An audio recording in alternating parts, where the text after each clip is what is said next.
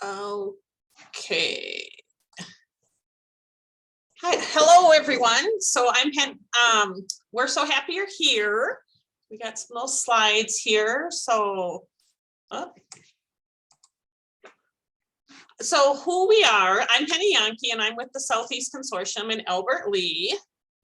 And I'm Jill Rivard with Hiawatha Valley, based out of Red Wing. So we are both coordinators for our programs, and we also happen to be our regional transition coordinators for Southeast Minnesota. And just kind of to give you a little idea about our transition region, we cover 3 consortia. So Southeast ABE, which is Albert Lea, Austin, Owatonna, Faribault, Triton, and Winona. And then we have Jill at Hiawatha Valley and Red Wing. And then we also have Rochester. So we kind of have quite the eclectic group. So we just kind of wanted to give you a little background on that. Jill, are you doing this? Yep. And so what we're going to talk about today, we ended up in March, we ended up having a IET, well, SSLO IET retreat. And we chose that. We wanted to do it because we had been at meetings and SSLOs kept coming up as an issue as to how do we get them. We had 3 healthcare programs running, none of them officially IETs because they didn't have SSLOs. So we just wanted to get together and work through it instead of each of us doing it in our own little world. So we wanted to work as a group. So we're going to go over the agenda of what we covered and what we did in the retreat. We're going to talk about the challenges of the retreat and then the success, because there was some frustration, but then we really felt like we really accomplished something. So that's what we're going to talk about today. Boy, if you have any questions, we can, feel free to ask them. We're just kind of going to cover what we did and how we did the SSLOs as a group. And again, like on the bottom, this is your 50 minutes. So, I mean, if we are talking about something or you have questions or you want to go a different path, certainly let us know and we'll try and address it. So as Jill mentioned, how we got to where we were at. So in our regional transition plans, we do a lot of our adult career pathways regionally. And our current in our current transition plan, we have CNA, Parapro, and Manufacturing ESL. So we chose this model for many reasons. Many sites were doing the CNA classes. So we were trying to figure out, why are we all recreating the wheel? Why are we all doing this? And then I'm not sure if you guys are experiencing this, but low enrollment with COVID, trying to get everyone back. Teacher availability, and then financially it just made sense to kind of look at our regional models. And then just like everyone else, we had lots of questions about IETs and how to implement them. And probably our biggest question was, how do we write SSLOs? We were really struggling with that. So as a region, we get together, we meet, I'm sure like everyone else does, and someone had brought up that, hey, maybe we should have a retreat. And we all thought that was a great idea. So that's what we decided to do. So Penny and I talked to, we talked to Atlas and the MDE team, and we talked about this retreat idea. Could we use RTC money to fund a retreat where we could all work together and actually do it at one time and just really hit it hard? Atlas then said, hey, we will help. And so they organized it. They took it over for us, which was fantastic. So then Penny and I met with the Atlas team and we developed what we wanted to do. So the agenda, talked to the managers of what they wanted to do, what did they wanted to get out of the retreat. And then we planned it, and it was held March 7th and 8th in Birdsville. And it was in person. It was in person. It was fabulous. It was fabulous. And we stayed overnight and we made Gail's day she got to plan this for us. So yes, we were all very excited to be in person. Oh, all right. So for our agenda, so this was our agenda for the weekend. or for the 2 days. So just kind of to just let you kind of look at it. I mean, we don't necessarily, but a lot of it is kind of what we have been talking about kind of during this, since it started at 1 o'clock. You can see that Brad and we have the state team there virtually. They still couldn't join us. And so this was kind of just our agenda to kind of just give you a little idea on what our day looked like. And, you know, we looked at the, you know, again, we talked about, we had 3 CNA regional classes already happening. So we wanted to analyze what they were they IET programs, you know, and we realized they basically were IET programs, but we're missing the SSLOs to go with them. Jill, will you kind of monitor the chat? Sure. So that was just kind of to give you a little idea of what our agenda was. And then this actually came from Christine and Patsy. This was kind of our mantra, no mud, no lotus. We had all managers, we had Atlas, we had the state ABE team, and there was lots and lots of mud for that day, and probably even the next morning. This is really hard work, and we really struggled with how to do this and how to make it work. But so if anyone's ever thinking that, oh yeah, this is, you know, so easy, no, this was a lot of work, but this was our mantra, that you have to have mud before you can have the beautiful flowers. So yep. And then the MDE state team that were there, again, they were there virtually, and they presented on, again, kind of what we talked about earlier today, you know, the difference between an ACP and an IET. We were already, we knew we had ACP programs going. How do we get it into the IET realm?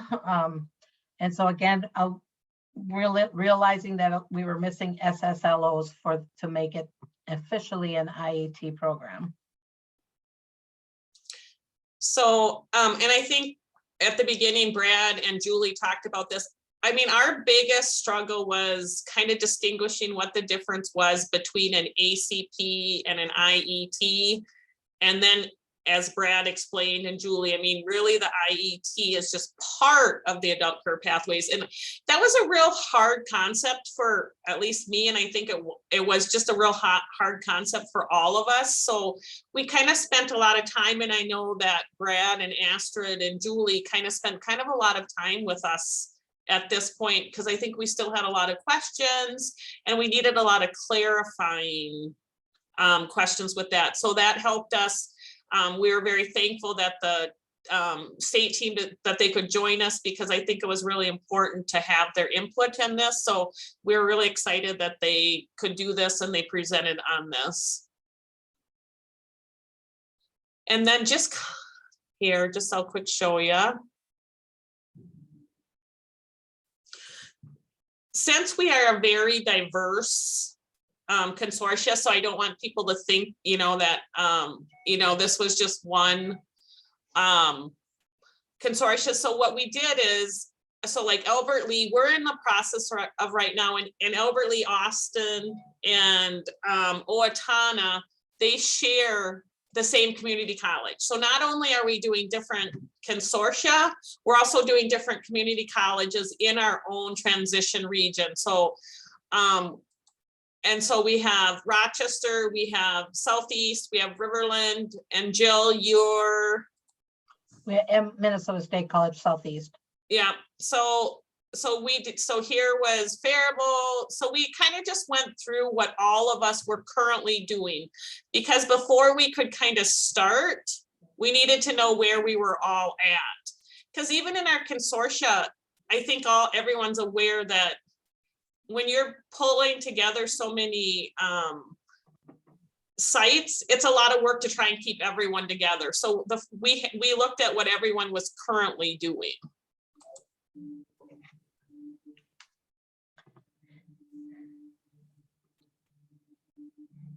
And then Jill. Yep.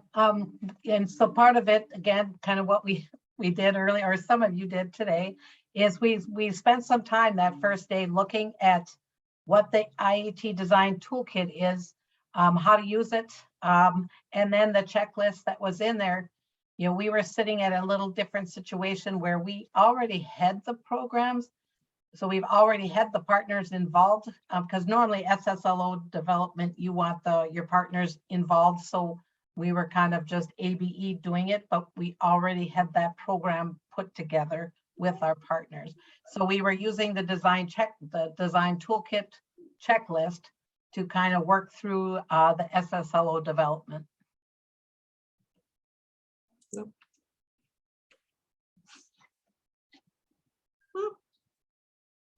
And then we did, so again, I believe the link has already been sent out to the toolkit, but how we started the day with the IET toolkit is we actually, as a whole, we were going to do it separately by each, but what we found out, it worked better to do it as a whole group. So on page, well, Jill, do you remember what page this is on? 10 and 11 or 11 and 12. In that book, we actually went through this piece by piece, and this is just part of it. We actually went through this, and if we could answer these questions as our consortium, it was really helpful because it was interesting to hear what other people from our consortium had to say. So this we thought was kind of valuable. It didn't even take that long, but I thought it was a really good starting point to kind of see where you are on the IET pathway there. So we went through this, and like I said, we did it as a group, and I don't know, it's kind of like when you're sitting in a room with other people and your coworkers, it just feels good to actually listen to other people instead of trying to do this by yourself. So I think it was very valuable that we went through this as a consortium, and different people had different ideas. So it was helpful. I thought it was really helpful to do this as a group.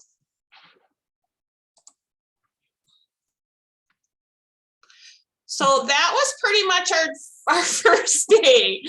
And so then we went on to day 2, and we really didn't kind of feel like this. We had a great time, but I just wanted to let you know that it was a lot of work, but we had a good time. So we were then going to day 2, and this is where we really got into the meat of things. That day 1, it took us a while to kind of figure out how we wanted to do it.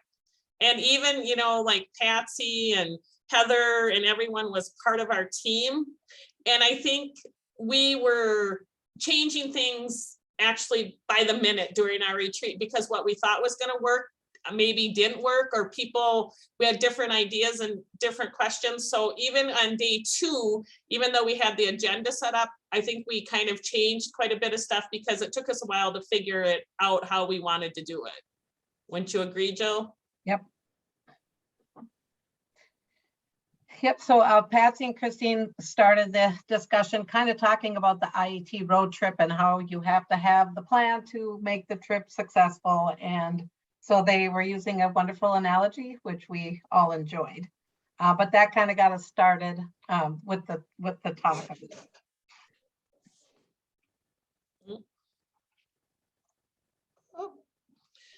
So this was one of the approach that they had brought up for us to create, revisit the program goals, identify workforce training skills.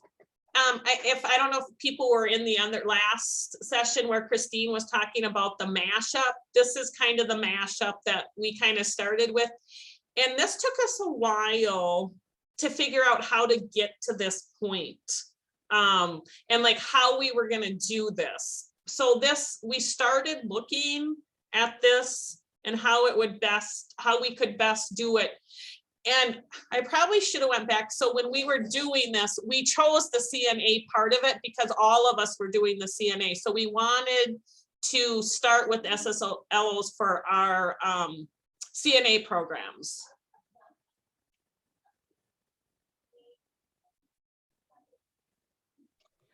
So we didn't end up, I guess, can you go to the SSL template?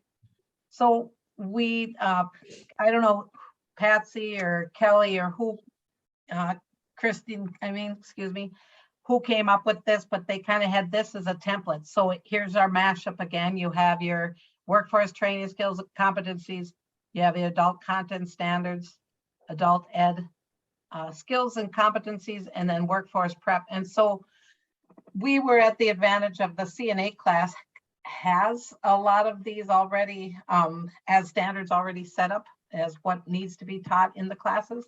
So we took those out, and then as small groups worked, we each had our own section, you know, and then we worked on, like, if the group that had the CCRS, you know, what does this objective, what standard is covered if we complete that objective.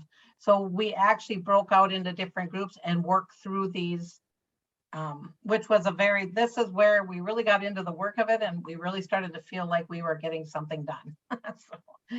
Well, and this was the meat of our retreat. And I mean, to be able to work with other people on this, and one of the things that I think kind of helped us with this too was, at least for the CNA, they already have, you know, it's a state issued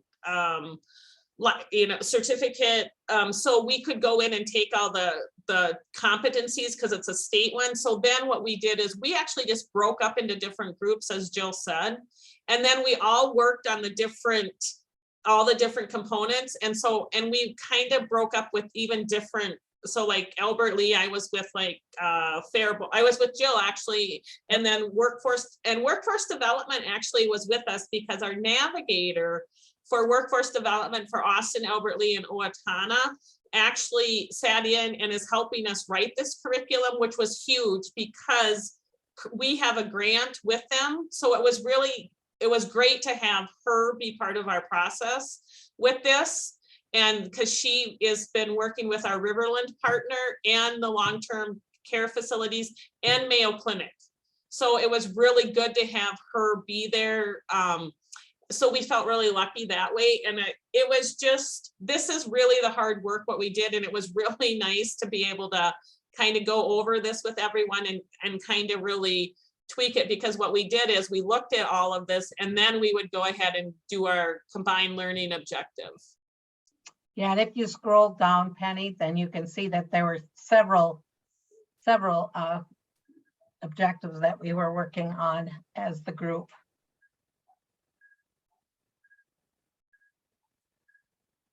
And then I think on this one also, then we kind of wrote down here too, like what, you know, this would be good to use in the syllabus for grant writing, ensure course is compliant. And then we were saying that we probably need to do one more polish. And then we just kind of did some other, have the template ready to go, competencies, like pre-dump some of the competencies if they're already established.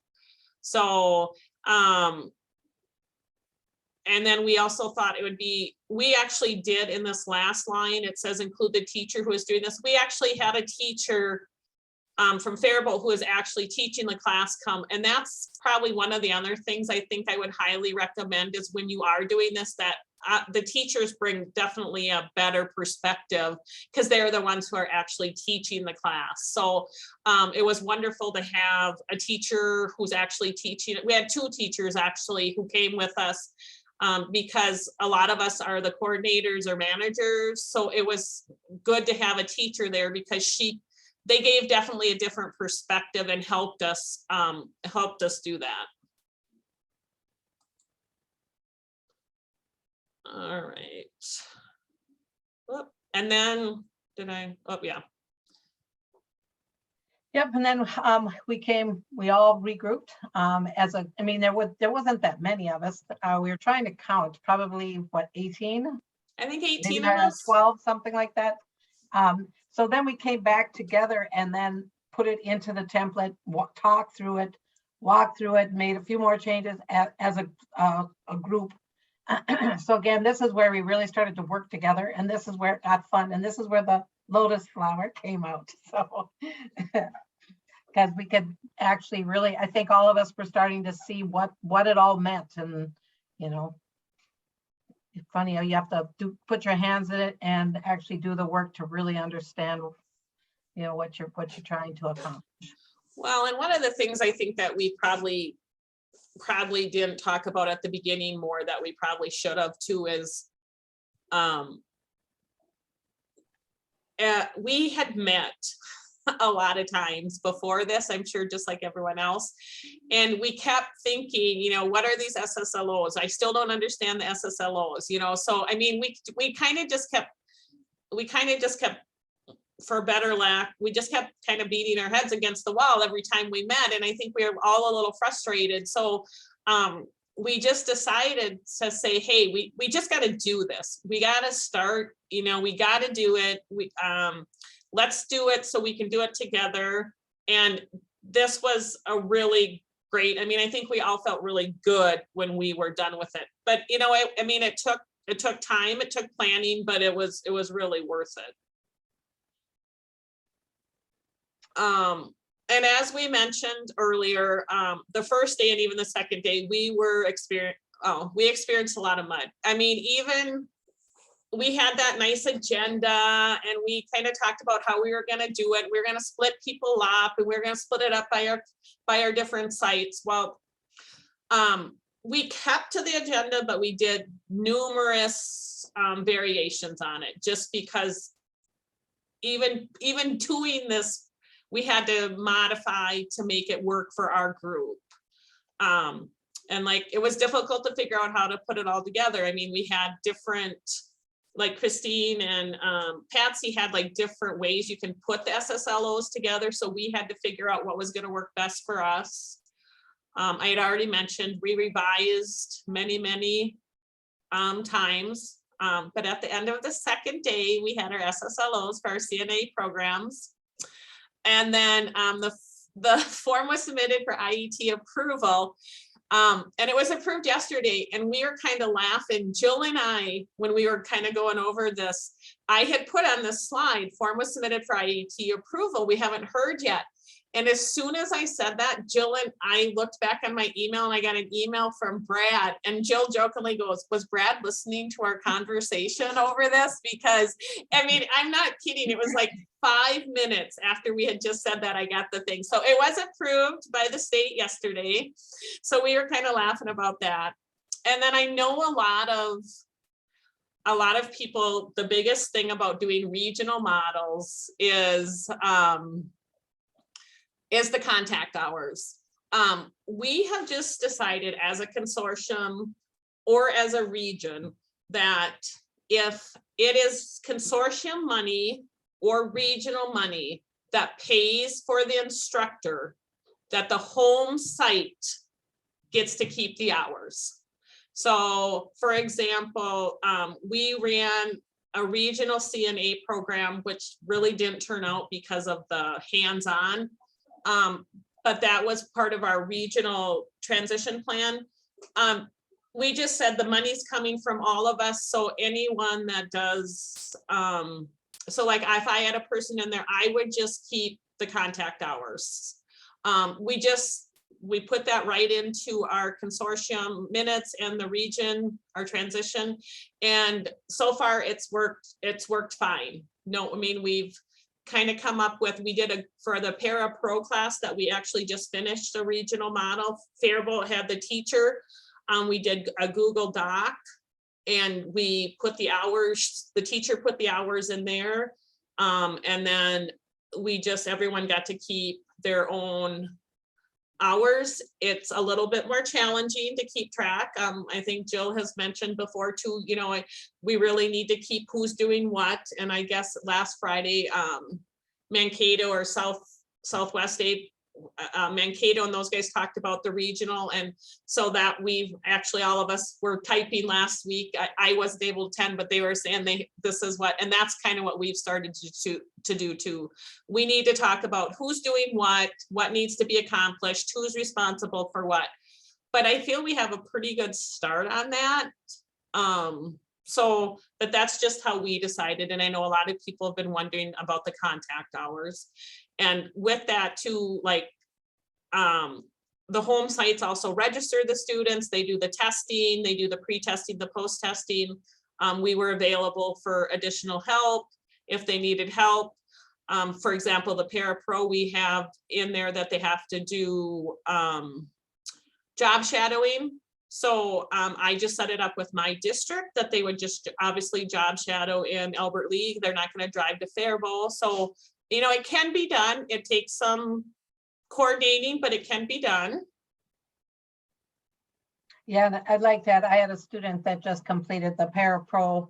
You know, and you always wonder when the teacher is, they don't actually even meet the teacher in person because we do the testing, and she just came in yesterday and took the parapro test and passed, which was exciting. But she had nothing but good things to say about the teacher, how she loved how the program worked, and she was very happy with the whole process. So she was very excited to start looking for a job. So that was exciting. And she's going to finish up her job shadowing on Friday, and so then she'll be completely done with the program.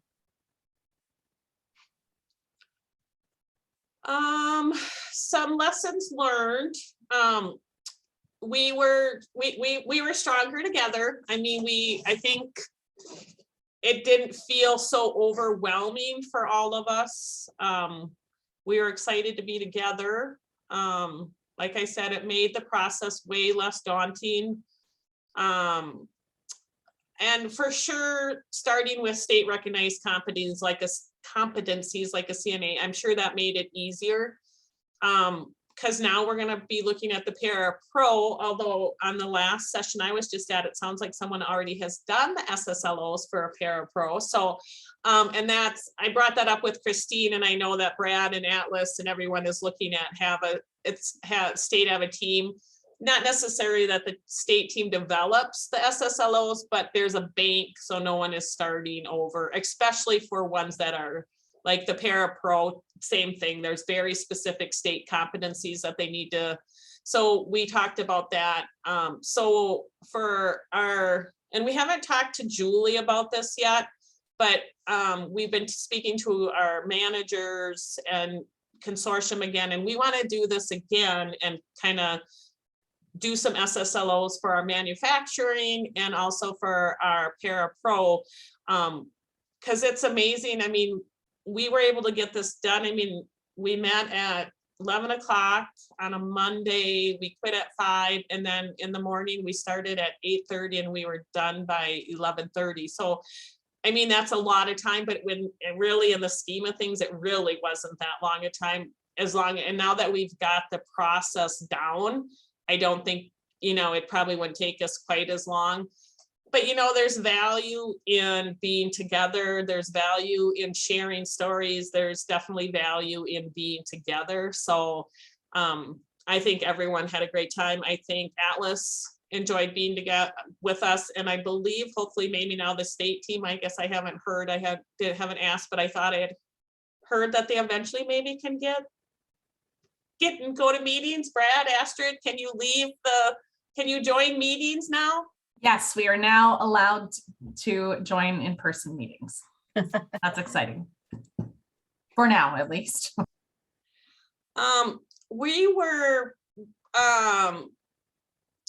This was kind of a short and sweet thing. I think we have plenty of time, but a lot of this was, this isn't anything new that that people probably aren't doing, but we just kind of thought it was a good idea to do it together. That's really all we have for our PowerPoint. Do people have questions, comments, concerns?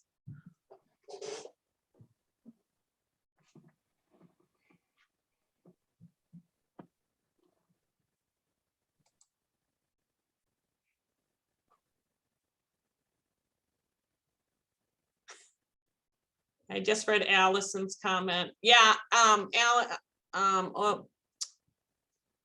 yeah, that's kind of how we felt that way. I mean, we were frustrated. I'm just going to be honest. We had numerous meetings, regional, either through our, and I don't think COVID helped. I mean, it's really hard to do this work on meetings, you know, like what we're doing now. Not that we couldn't accomplish, but boy, it felt really good to be able to be together and sit down. And we had the IET toolkit, Atlas actually bounded bounded them, so weren't looking all on computer, so we had that in front of us.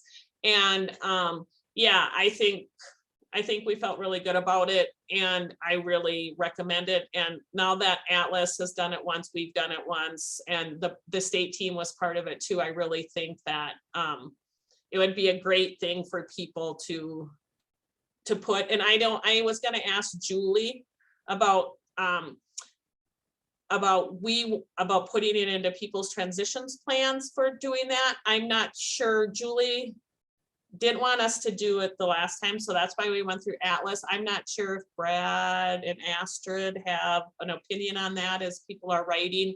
Would this be a use of some transition money to actually sit down together and plan, or is that putting you on the spot? I can happily chime in on that. I think, yes, regional planning to talk about IETs and SSLOs doing this type of work, that's an excellent use of the regional transitions funds. Astrid, anything you'd add? No, I would agree. I think that it makes a lot of sense. And in the end, it's a much more efficient and effective way to move forward with the planning. And we've Absolutely. seen from the work that you've done that it can work really well. So yes, I would encourage other regions to think about doing something similar. And I know that Atlas, as they have capacity, I would be very interested in supporting that work. Yeah, and I saw Brad's comment about, making sure with the training partners. Yes, that was really helpful to have.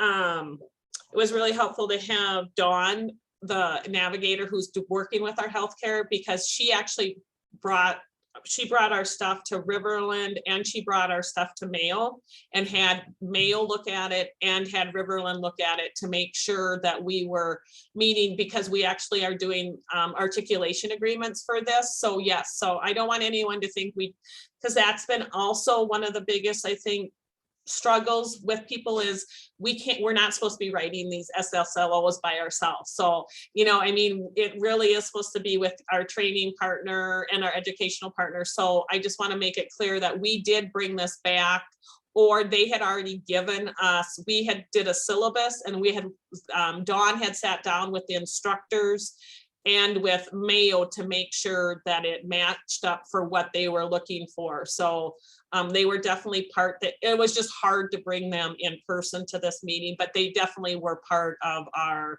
planning and giving us feedback on how to make it better or improve it. Well, and add to that, excuse me, I think that now that we've been through it once and we have this template and we have a sense of what it actually is, you could have a meeting with your partners and work through it before how we did it. If we'd have had the colleges there and workforce and us going through what we did just to hash out the steps would have been, I think, really difficult and confusing for everyone. So I feel like now would be a lot easier to go in and say, this is what we really want to do, because now we've walked through it. So I think now I feel comfortable going to the college and saying, yeah, this is our manufacturing, this is our welding class, now this is, and work through it. So this really helped for me to at least feel comfortable because I didn't even know how to approach the college to say, I need SSLOs, because I didn't know how to do them. So I feel much more comfortable now that we've walked through this.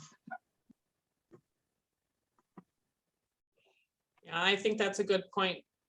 Because yeah, we probably would have looked a little silly, to be honest, until we had done it once, just because Jill is right. We didn't, and I think Patsy and Heather would have agreed, and even Christine, that, until we actually went through the process, it's just like anything else.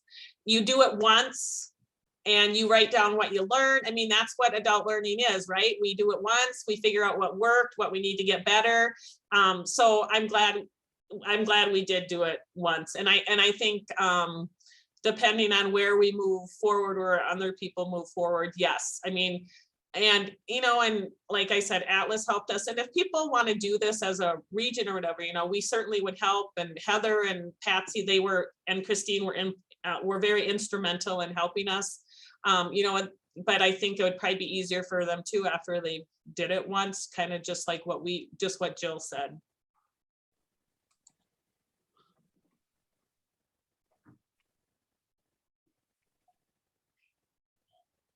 I see Astrid asked if others are considering doing something similar. Does anyone else have any other questions though? Or, I mean, does this make sense to people? Did Jill and I kind of explain kind of why we went this route? I mean, does it make sense to people?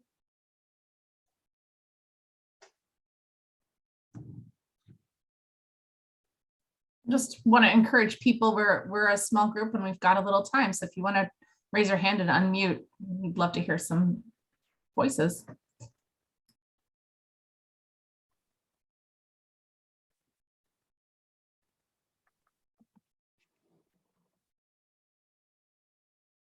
Oh. Do the partners understand the purpose?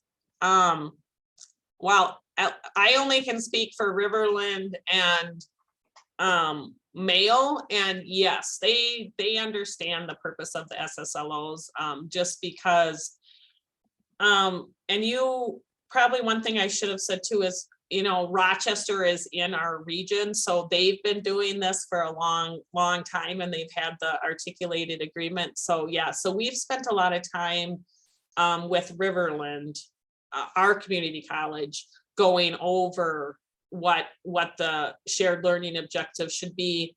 And actually, it's probably helped us because we actually had Dawn, who also is the navigator, but also is a licensed teacher.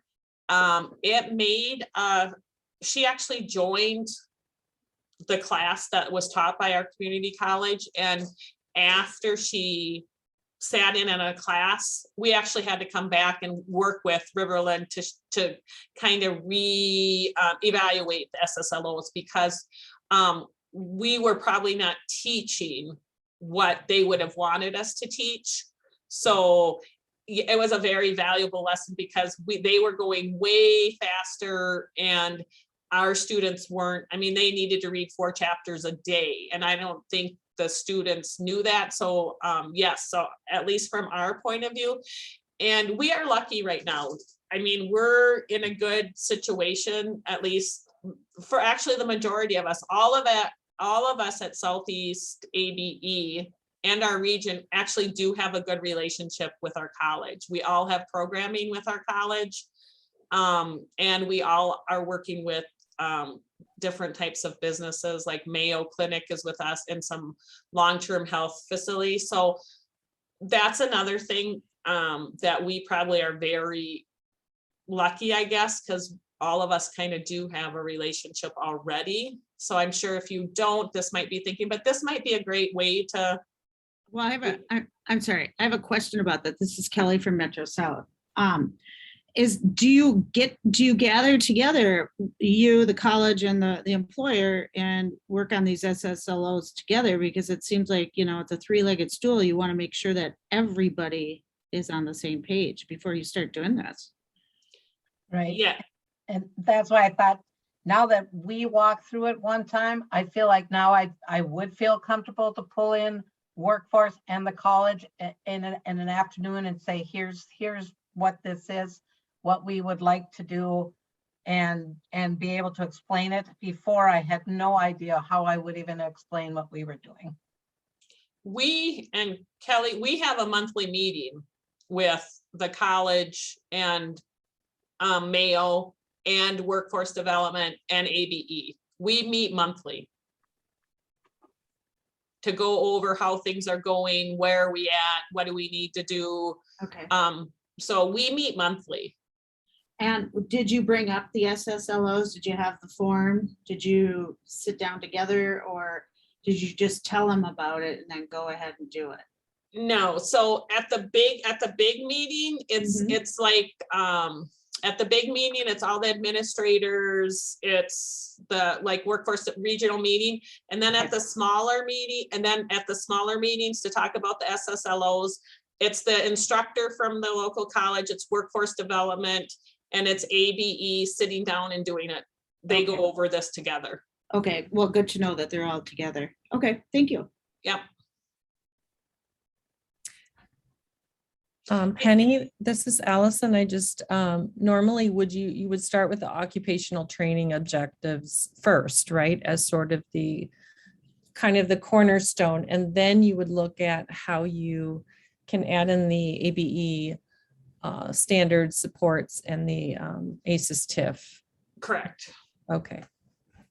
Thank So you. like for the CNA, we put the competencies first and then we went ahead and filled in like, okay, how would we do that? And then we had at the retreat, we actually had the ACE, we had copies of the CCRS, we had copies of the ACES TIF, we had all that, we had brought all of that with us to that retreat. So everyone had a copy and everyone could look to see which one it would make the most sense to have. And like talking about, you know, the SSLOs, I don't know if you would go to like Riverland or and say, so what are the SSLOs? But we would go what the SSLOs are, what they want to achieve and what the student needs to learn. It's, you know, it becomes our syllabus. It becomes, so I'm not sure if Riverland or Mayo would use the term SSLOs, but that's what we call it because we want to make sure we have what we need so the student knows. So does that make kind of sense?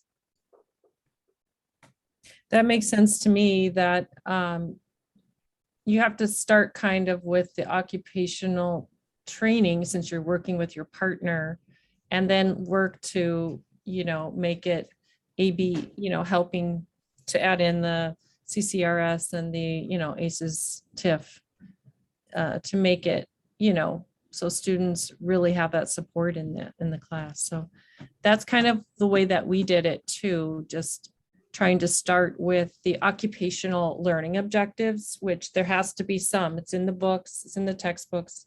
It's usually through the college instructor where we get those. And then sometimes they're not written very well too. So we have to look at that too. Yeah.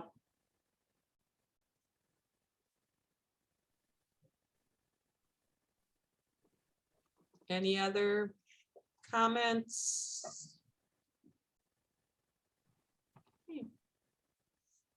I don't even know what time it is. 4 or Looks 3. like you have one more question from Karen. Sure, if we can answer it. I was just having an online discussion with another person. And I wanted to just have Brad or somebody from the State Department clarify. So when you have an IET, the 3 components of an IET are the adult ed component, which would be like your CCRS, like writing and reading and the things that you're developing from adult literacy. The workforce prep, which would be things like getting them ready for the workforce, like ACEs, North Star digital literacy, maybe resume writing or exploring pathways, right?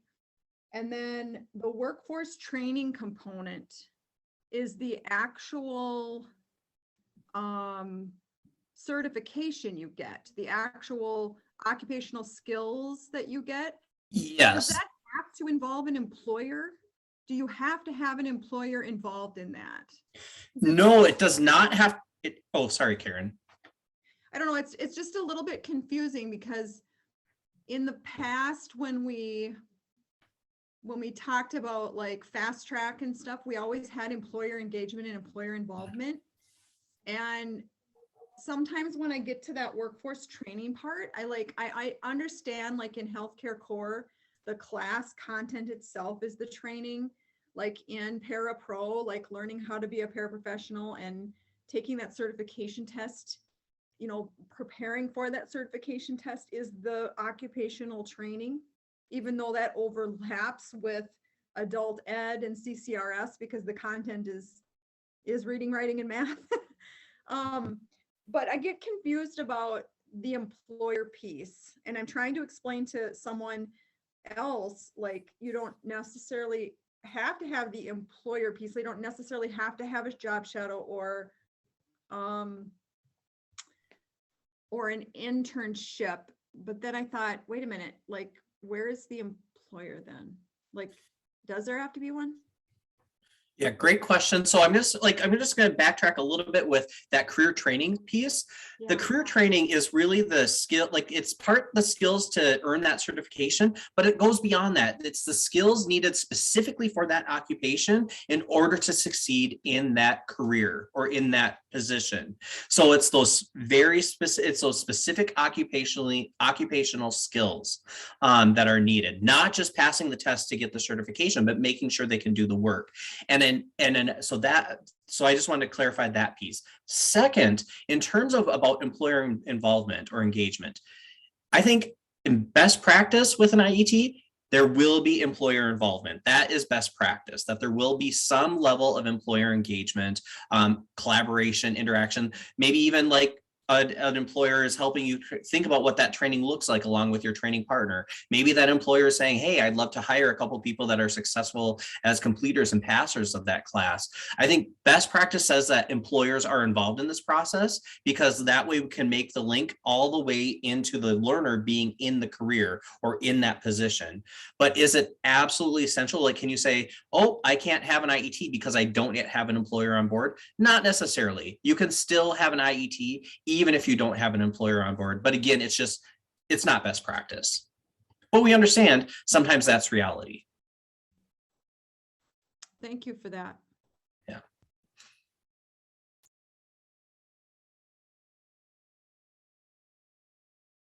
Yeah, and there's great ideas coming up in the chat about how to engage employers in different ways, about being guest speakers. I've seen them in terms of offering their site for some just kind of on the job shadowing or things like that, or employers as mock interviewers. Yep, those are great ideas as well to engage employers in many different ways.